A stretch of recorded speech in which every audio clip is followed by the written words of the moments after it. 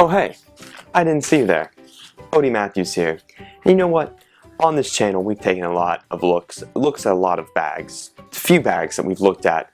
And I thought maybe this was a good time to take a step back and reflect on some other things. So today, I'm presenting you with Odie Matthews' 10 travel tips for travel that you can use for travel. I think. Something like that. Question mark? Okay, so today we're going to do something very special. I have done a lot of travel in my life in the last couple years, from Europe to America and all over the place in between, and I have come up with a list of my own 10 travel tips that I use when I go out and about to see the world, or if I go somewhere on the weekend, or whatever the trip might be. So I'm saying this off the top that these tips, not every single one of them is going to be something that everybody can use. There might be 1 or 2 or 10 on this list, because there's only 10, so it can only be 10, that you can use, but these aren't for everybody. So it all depends on the type of traveler you are. These fit what I've done and how I have traveled, and I found them to be very useful, and I've shared them with other people, and they have found some of them to be useful. So I thought it was time to share them all with you. So I scribbled them down on a piece of paper, I set up my recording studio, and here we are, and here we go, I guess. Number 1 is, if you're flying, wear your biggest clothes and your heaviest shoes on the plane. And if you are bringing a jacket, bring it on the plane with you. If you're gonna bring jeans and shorts, wear your jeans on the plane. If you're gonna bring like a heavy shirt or jacket or sweater, wear that or carry that on the plane. Don't pack it away because it saves space in your bag. Same thing with shoes. If you're going somewhere and you really need to bring 2 pairs of shoes, let me put in a comparison. Bend over. Okay, if I'm gonna fly, which pair of shoes am I more likely to pack? These are my SUAVS, I say them in literally every video. These are my Packable SUAVS shoes. Amazing company, amazing shoes. They're just, I feel like I'm getting aggressive about this. They're just really comfortable and great for packing. Now 2 pairs of these are way easier to pack down. I know I wouldn't wear, I'm not flying in boots, but if I were flying in boots for some reason, I'd probably pack these and wear these. Yes, these are uncomfortable, and yes, this can make security a little bit more of a hassle, but it saves you room in your bag. And that's kind of the whole point of travel, is you want to be able to carry and have as much space as you want. And heavy clothes packed away, big shoes packed away, takes up that space that you can just wear it on the plane and then wear it back. It makes it a lot easier. Number 2, bring a bag that fits your trip. Now, what I mean by that is, if you're going on a trip for 5 days or 3 days or a month, this bag is better suited for a bigger, longer trip, which this is the Peak Design travel bag, as opposed to the Boundary Supply Prima system, which is more of a weekender type bag. If you're going on a short trip and you don't have to pack that much, it might be easier to take a bag that's more this size. If you're going on a big trip and you need to pack a lot of more stuff, then a 40 or 45 liter bag like this one, the Peak Design, is a little bit better suited for that.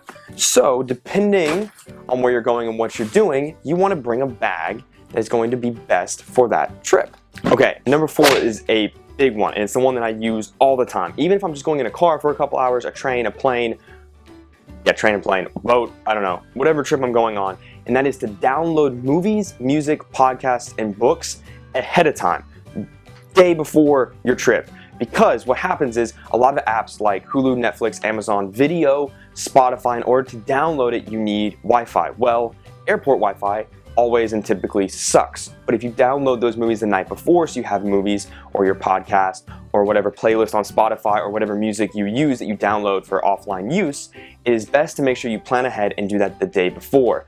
Otherwise, when you get to the airport or the train station, or you're getting ready to jump in that car, you have to use your data maybe, or you can't download it because the Wi-Fi sucks, and it's like at 90%, and they're like, now boarding, last call, and you're like, and then you don't get to watch your movie on the plane, and then you get stuck watching a movie on a screen that's like this size, and the person next to you is bumping you, and then they're like watching the movie with you, like, oh, what's going on? And you're like, get out of my face, Number 5 is a big one and a good one to remember, and that is to check in early and print your boarding pass, have all your reservation data and information and confirmation numbers in one place and ready to go. I typically like to print out my boarding pass as well as have it on my phone. A lot of them, I have an iPhone, you can add it to like the wallet, so it's right there. If you double click the home button, it pops up like all your wallet stuff, and you just boop, scan and go. I also like to print it out just in case my phone for some reason decides to all of a sudden stop working.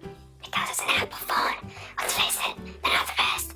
But Just in case, I like to have printed copies of everything. I like to keep all my reservations. If I have a hotel reservation, a rental car reservation, anything like that, any kind of reservation that has a confirmation number, I like to keep them all in one place, print it out, ready to go, so when I get there, I'm not trying to figure it out, not scrolling through my emails, trying to find it. It's all right there and ready to go, and that makes travel so much easier. And the thing is, when you make travel easier, and some of these tips hopefully will help your travel be easier, if you can get through some of these things that are kind of the speed bumps of travel, if you will, not if you're in a car. Well, in your car, if you're in a car too, I guess you could hit speed bumps. But stuff like this, having things ready when you get to security of the airport and everything, can make the whole trip a lot smoother, and it makes when you get to the destination all that much sweeter. And number 6 is something that I plan on making and either doing a video about. You can let me know in the comments below, or maybe just throwing out there, and that is to use a packing list. Now, everybody's going to be different, and you can Google packing lists on Google. That's how you Google things with Google, and they'll come up with a whole different things like pack this, pack that, pack this, pack that. And truth be told, those don't always work for everybody. Everybody packs different things. As I've said in a lot of my videos, I don't pack a lot of tech gear. I don't pack a lot of toiletries, depending on the trip. My clothes depend on the trip. A lot of that is going to be dependent on the trip you have. So I personally have a couple different packing lists that fit the need for the trip that I have. And they're more of a guideline rather than an actual list. So if you have a packing list, if you know you're going to be taking the same thing on every trip, it is best to write that down so you remember to bring it, like a portable charger, or your favorite pair of headphones, or an extra camera battery, or an extra SD card, or a belt. Sometimes I forget to pack a belt if I'm not wearing a belt on the plane, because I try not to wear a belt on the plane, because you have to take it off with your shoes and your clothes and your underwear and everything else you have to take off for TSA. Am I right? You guys know what I'm talking about. It makes the packing a lot easier. And a bonus tip 6.5, pack the night before. It always helps to pack the night before. A lot of people don't like to do that, but if you pack even a couple days ahead of time and you just put your bag off to the side and you just, maybe those are your favorite clothes, well, you just don't wear your favorite clothes for one day, and then everything's ready to go, so when you wake up that morning or you have to leave that evening, you can just grab your bag and you know 100% sure, 100% sure, that sounds weird, but you know for 100%, I'm just gonna skip that part, but you know that everything that you need is in that bag because you packed it and you went over it. Number 7 is packing cubes and pouches. Now, these are some packing cubes that I have, and when I get some more that I've ordered down the road, we'll do like a quick in-depth packing cube type video. This is just a basic one off of Amazon, my Peak design. This is a giant one that has a bunch of little ones that are this big owl. I don't know. Again, I'll try to link these below, but stay tuned for an actual packing cube video down the road. Full of different sizes, from long, small, big, fat, wide, large, the whole 9 yards. Packing cubes make everything easier. I know a lot of people don't like to use packing cubes, and that's fine. They're pretty cheap on Amazon. You don't need the best of the best unless you want the best of the best. I suggest personally looking into good quality packing cubes, especially if they're compression. That way they last longer. Peak Design is a good one for that. The Nomadic, the Boundary Supply one is good. There's some good Eagle Creek ones out there on Amazon. But packing cubes can make packing for your trip 10 times easier, because if you limit yourself, and I've done in my videos, is I just use one packing cube and I put everything that I think I'm going to need and everything for my trip, all my clothes, in one packing cube. It limits what I'm able to take, and that makes it easier for me to not overpack. Now, the thing why I say about pouches is things like this one, which is the Boundary Supply Port Kit. These are what I put anywhere from tech stuff to essential items on the plane, like chapstick, medicine, like for head medicine. You know, if you have an ache in your head and you take medicine for it, I don't know if there's a name for that. Achy head syndrome, I think that's what it's called. You can take something for that, and it makes the achy head syndrome go away. Or, you know, band-aids or earplugs or headphones. I always keep my stuff in a pouch. That is how I like to travel. Now, some bags that we've looked at and that you'll see out there have internal organization that you can use.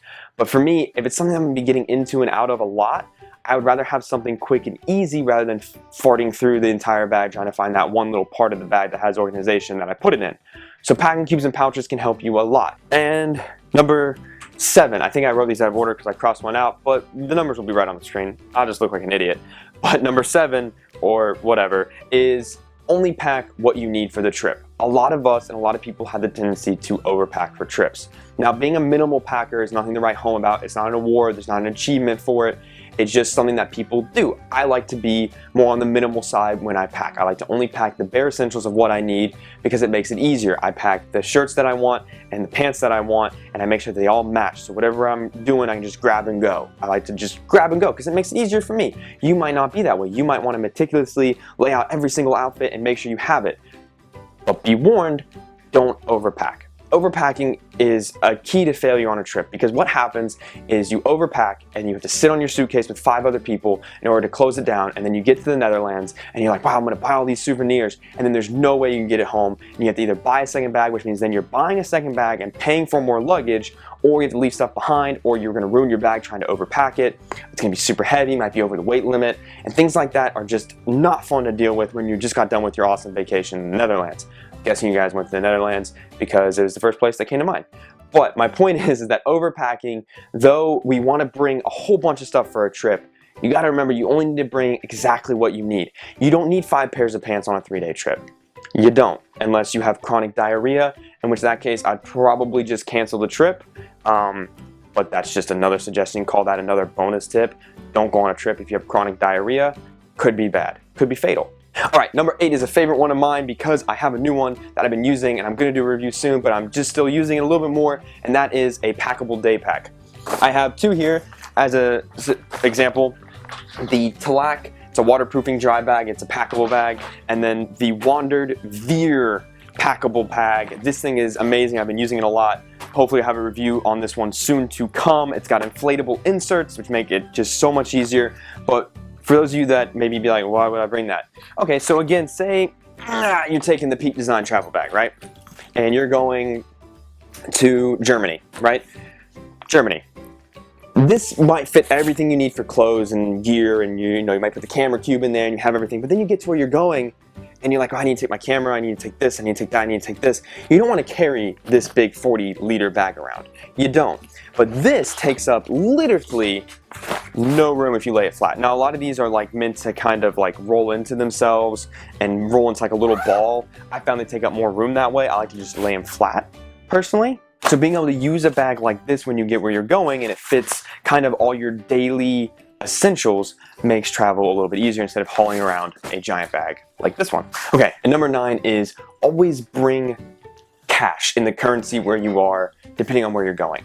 It can be a little easy to fall into the trap of using your debit card everywhere, especially in Europe, because they accept pretty much everywhere where I was, they accept debit card. But the problem with that is then you have the currency conversion with your bank, and sometimes you can lose money in the long run. I know I did. So it's easier if you keep cash in a secure area. A lot of the bags that we've looked at have like the secret compartment on the back or a secret compartment on the front or in the water bottle pocket or wherever it may be. And it can be easier to bring, you know, a couple hundred, maybe depending on what kind of spender you are, of the currency in cash, whether it be American or Euro or pound or whatever it is. So when you get where you're going, if there's something you absolutely need to buy, you can use cash instead of wasting time using your debit card, which again can sometimes cost you money in the long run, but also just having cash in case of emergencies, if that's the way you want to go about it, which is what I usually do. It always doesn't hurt. It always doesn't hurt to have a little extra cash on the back burner.